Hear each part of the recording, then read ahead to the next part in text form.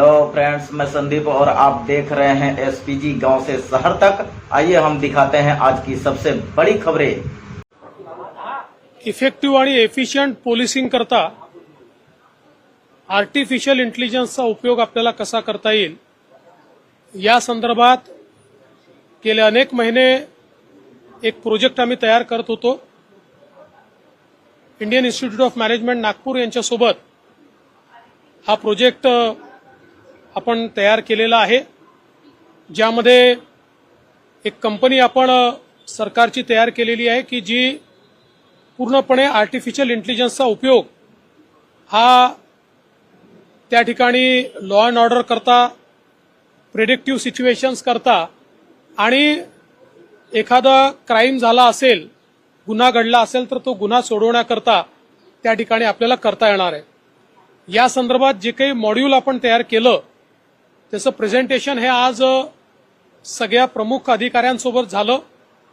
त्यांनी जे काही सजेशन्स दिले आहेत ते सजेशन्स इन्कॉर्पोरेट करून आपण लवकरच हा संपूर्ण जो काही प्रोजेक्ट आहे तो रोल आउट करणार आहोत आणि याच्यामुळे वेगवेगळ्या क्षेत्रांमध्ये म्हणजे कायदा आणि सुव्यवस्थेचं क्षेत्र असेल किंवा एखादा गुन्हा घडल्यानंतर गुन्हेगाराचं अॅनालिसिस असेल, आपल्या सीसीटीव्ही कॅमेऱ्यांचं अॅनालिसिस असेल, एखाद्या ठिकाणी नंबर प्लेट जी काही आहे ती नंबर प्लेट आयडेंटिफाय करणारा कॅमेरा नसला तरी देखील आर्टिफिशियल इंटेलिजन्सचा उपयोग करून आपण ते आयडेंटिफाय करू शकतो।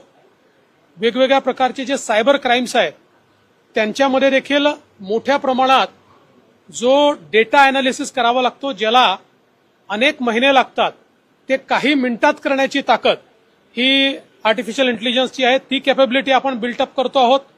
यामुळे मोठ्या प्रमाणात क्राइम सॉल्व्हिंग करता आपल्याला त्याचा फायदा होणार आहे। ट्रॅफिक मॅनेजमेंटमध्ये याचा मोठ्या प्रमाणात आपल्याला फायदा जो आहे तो होणार आहे आणि विशेषतः जो काही आपल्याकडे डेटा आहे त्याच्यातल्या यूज केसेसच्या आधारावर आपल्याला ज्या प्रकारचे मॉड्यूल्स तयार करावे लागतात ते मॉड्यूल्स तयार करून एकेका युनिटला देणं आणि सगळ्या युनिट्सला इंटिग्रेट करणं, अशा प्रकारचं काम हे या माध्यमातून होत आहे। आपल्याला कल्पना आहे की देशातलं सगळ्यात आधुनिक सायबर डिटेक्शन सेंटर हे आपण आपलं सुरू केलेलं आहे, जे आता महापेला आपलं लवकरच सुरू होत आहे, ज्याची जवळपास सगळी आता काम पूर्णत्वाला चाललेलं आहे। त्यामुळे या सगळ्या कॅपॅसिटीज तयार झाल्यानंतर मला असं वाटतं की देशामध्ये सर्वात आधुनिक अशा प्रकारचं पोलीस दल हे आपल्या महाराष्ट्राचं असेल आणि कायदा आणि सुव्यवस्था आणि त्यासोबत ट्रॅफिक मॅनेजमेंट आणि गुन्ह्याचं उकलीकरण या सगळ्या गोष्टींमध्ये एक मोठा फायदा याचा होणार आहे। पोलीस भरती संदर्भात महत्वाची माहिती समोर येते। बहुतेक जिल्ह्यांमध्ये जास्त पाऊस आहे, उमेदवारांकडून ही मागणी केली जाते। अमरावतीमध्ये सुद्धा अशी मागणी निघाली की भरती रद्द करावी, नंतर भरती घेण्यात यावी। ज्या ज्या ठिकाणी पाऊस आहे त्या त्या ठिकाणी ज्या काही ग्राउंडच्या चाचण्या आहेत त्या पुढे ढकलण्यात आलेल्या आहेत। मुळातच यामध्ये हे करण्याचं कारण असं आहे की आपल्याला कल्पना आहे पुढे पाऊस वाढणार आहे, त्याच्यानंतर आचारसंहिता येणार आहे आणि त्यामुळे मग या चाचण्या जर खूप पुढे गेल्या तर त्याचा मुलांच्या भविष्यावर परिणाम होतो।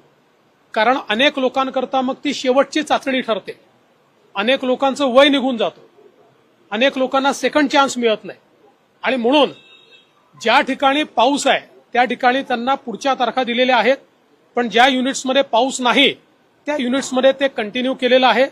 यासोबत अशा देखील सूचना आम्ही दिलेल्या आहेत, कारण मुलं खूप मोठ्या प्रमाणात त्या ठिकाणी चाललेले आहेत।